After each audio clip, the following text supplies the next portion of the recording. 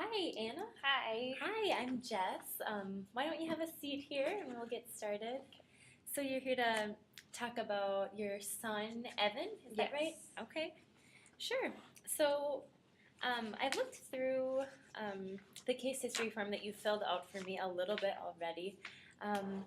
But why don't I just hear it from you? What brings you here today?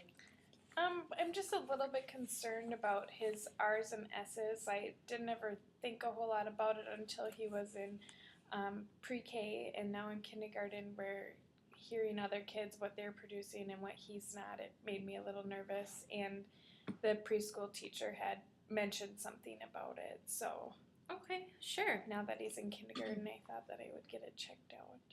Yeah, definitely. So, can you give me maybe little example maybe of something that you're hearing, or you mentioned that you heard it when he's around other kids? Yeah, it's just a lot of wed and I can't even think of it right now, but I mean, anything with an R, he's either not using it or, replacing it with a W or something else. And Mhm. the S, it sounds a little bit like a lisp at sometimes. So, Okay, sure. Well, do you find that when he's speaking, you can understand him?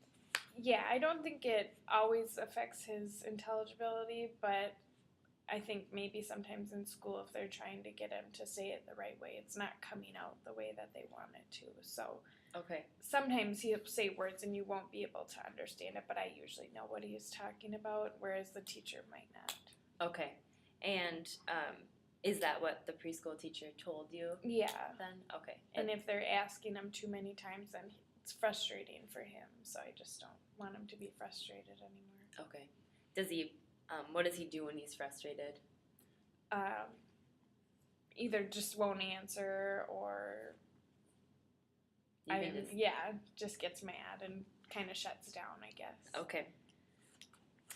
Okay, well, I see that he has a couple of older siblings, Leah and Emma.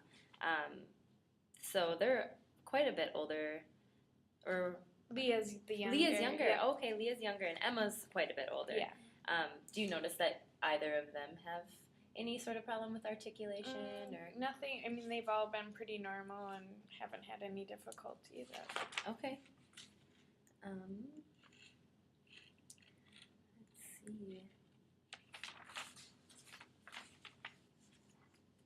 And do you think that Evan's at all aware that he might have something going on? I think maybe at school when they're either not drilling them but asking too many times for him to get it out correctly, then he may be aware of it. But otherwise, he doesn't ever stop him from saying anything. So. Okay. Well, that's good to hear. Now, I did notice that he had some ear infection issues. Mm-hmm. Can you tell me a little bit more about that? He had like 3 ear infections in 1 year, and so the doctor had recommended that we get tubes, and he did, and the problem was solved. So Okay. he was 2 at the time, so I don't know if it had any effect on that or. Okay, sure. And his hearing is normal now? Yeah, and he's been tested now, and it's been normal. Okay, well, that's good. Okay. So from what I'm reading here, everything in his developmental history was normal. The pregnancy was normal. Walking, crawling, feeding, all of this is really normal. So why don't I give you a call in a couple of weeks here, and maybe we can set up a time where I can actually meet him and do an evaluation with him. But until then, thanks so much. Thank you.